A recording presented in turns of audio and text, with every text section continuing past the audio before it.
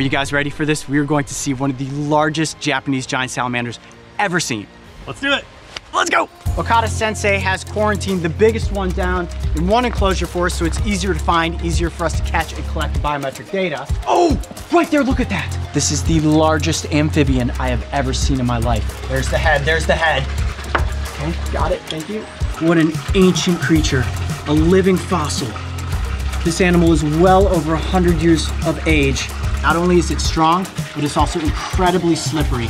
All right, so we're gonna gently, there we go. We'll slide down into that net. Got him, got him, got him. It is strong. It is heavy. Look at that. Whoa. Look at that giant. Hi, buddy. Okay. Wow. Now we want to put as little stress on the creature as possible. We're gonna quickly collect the biometric data. That is 126 centimeters. It is right at 14. All right, head width, 21 centimeters. Absolutely dwarfs the giant that we caught in the field. It's almost impossible to comprehend how big this thing is. You're right, unless we get something like a human next to it for scale. Look at that. This is considered a national treasure right here. When you look at an animal like this and you think to yourself, wow, this has been on the planet longer than most of us. It is certainly something that needs to be preserved, that needs to be cherished and honored. 14 kilograms is the weight of this amphibian, an absolute giant. Now look at these flaps of skin that run along the sides of the body here. They're actually able to absorb oxygen through those flaps, which helps them to breathe underwater. They have lungs. They do come to the surface to get a big gulp of air, but they can stay submerged for hours at a time, especially when the males are defending the den. All right. Salamander coming in. All right, here he goes.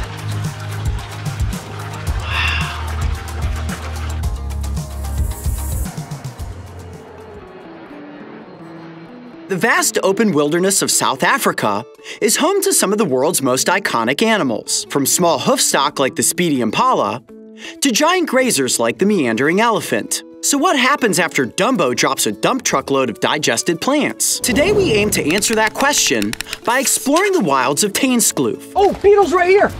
Look at this. Oh, and look at the size of that ball. Oh man, this is great. He's inspecting the environment, finding his line of sight, and there you go, off to the races. He's gonna continue to push this giant ball of compacted turds. Its exoskeleton is incredibly rigid, and its feet are very strong. I don't know if they bite. I guess we'll find out here in a second. Let me see. Do you bite? No, doesn't bite. There are over 6,000 dung beetle species worldwide. The only continent that you will not find this insect is in Antarctica.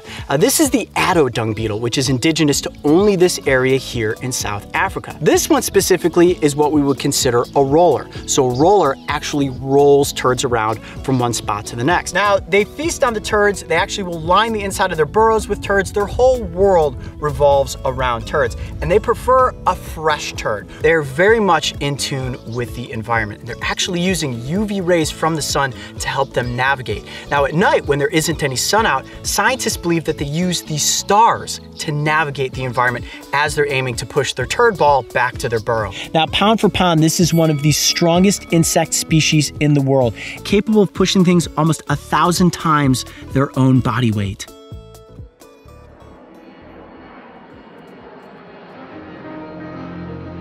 The Colorado Wolf and Wildlife Center is located roughly 2 hours outside of Denver. All of their animals are rescues, and their mission is to educate the public about the ecological importance of wolves, coyotes, and foxes. Okay, so the white one up there is our little Arctic wolf. His name, he's a male, is Isha. Hi, Isha. And then we have Orinda, that's over here.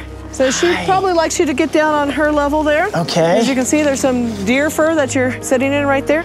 My first face-to-face encounter with the wolf. I see your paw, it's so big. She is 2 years of age. Okay. So she's pretty much still a pup.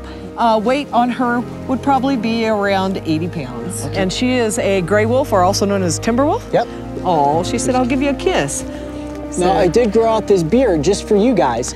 see how fast she is? Yeah. Here you go. Okay. There you go. It's amazing how fast she's... Very fast, and you've got to be very careful with your fingers. Yep. So very fast. There we go. There we go. That's gone that quick. Yeah. What happens is we try to pair them up, usually in a male-female combination there. I have had up to a 6-pack together, but because you've changed all the dynamics in a captive situation, that does change. Whereas out in the wild, they can disperse from a pack. In captivity, that doesn't happen, and so eventually it keeps dwindling down to where you have 2 compatible pair. Wolf populations have declined due to no weakness of their own. But instead, these animals have been the victim of ruthless persecution. To date across the world, wolves have been eradicated from almost all of their original range. In the United States alone, they now only occupy 10% of their former range.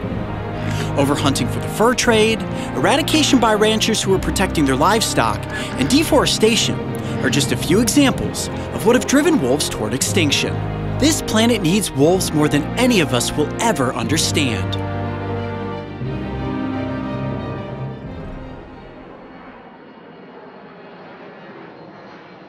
When it comes to finding an incredibly high density of frog species, one of the best places you can visit are the rainforests of Central and South America. The Brave Wilderness team and I are back at the Costa Rican Amphibian Research Reserve. Let's go ahead and get this one in a little bag here. Bag before he jumps in. There we go. Oh, we got right here, Mark. That's a little. Oh man, that's so cool. 2 little Kermits coming in hot. See the undersides? There is the green stripe, and there is the dwarf. That frog is no bigger than the tip of my thumb. Now, one very interesting thing about glass frogs is their eyes rest right on the front of their skull. There's a high jump right there. Oh, on my arm. Okay. From the back here, I can see the heart beating. I can also see the bones in the legs. And did you guys know this, that Kermit the Frog, the inspiration for the design of that very famous puppet, actually came from the glass frog? There we go. Perfect. Look at all the beautiful speckling on that frog's back. And they get the name green stripe because if you look right down the center of its back, there's a very distinct green stripe. You'll notice that the toe structure is also very similar. The green stripe is incredibly rare. This species was only rediscovered in 2004, and dating back to 1952, between 52 and 2004, there were only 4 of these that were found. You can see right through the underside of that amphibian. Actually looking at the heart, filling and pumping blood, you can actually see the blood moving in and out of the heart. Right there is the most quintessential textbook shot you can get of a glass frog.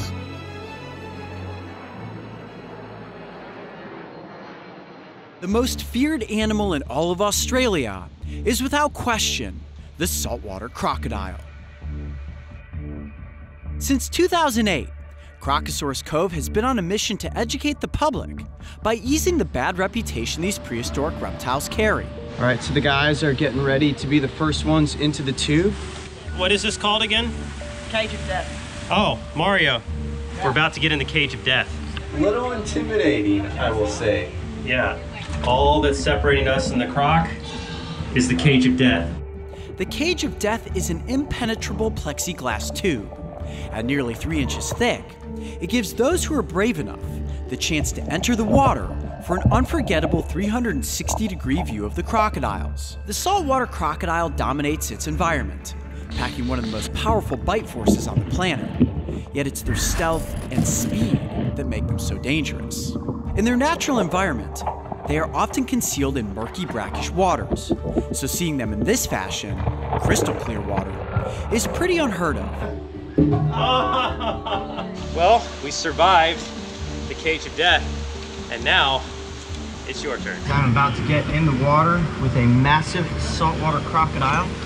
Okay, I'm inside the cage. Now what's happening right now is they're slowly lowering me into the water, and you can see a huge saltwater crocodile right there. The crocs who call the cove home were removed from the wild because they were considered nuisance animals. That means they were in an area where they could interact with humans. As an alternative to these crocodiles being destroyed, they were brought here, where they now serve as educational ambassadors for their species. Entering the cage of death was definitely an experience I've wanted to have since finding Crocosaurus Cove on Instagram. And now that I have been in the cage myself, I can promise you, it's an encounter you will never forget.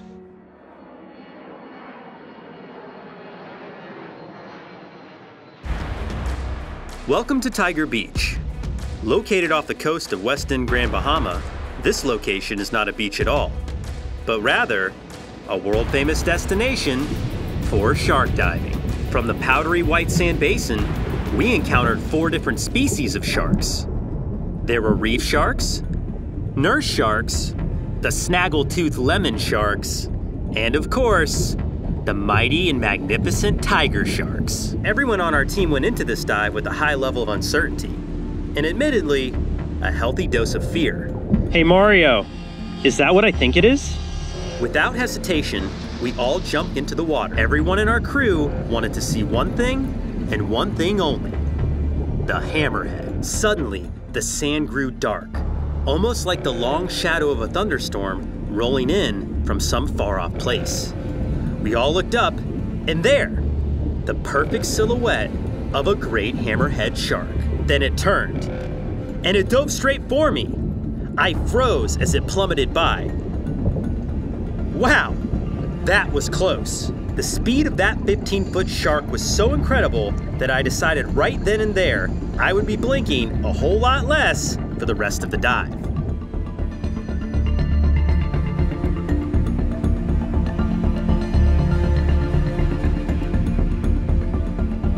Of the 9 species of identified hammerheads on Earth, the great hammerhead is by far the largest. Some individuals have been known to exceed lengths of 20 feet and weigh well over 1,000 pounds. Just seeing this shark at Tiger Beach was an absolute stroke of luck, as great hammerheads are not common at this location. But today was our lucky day.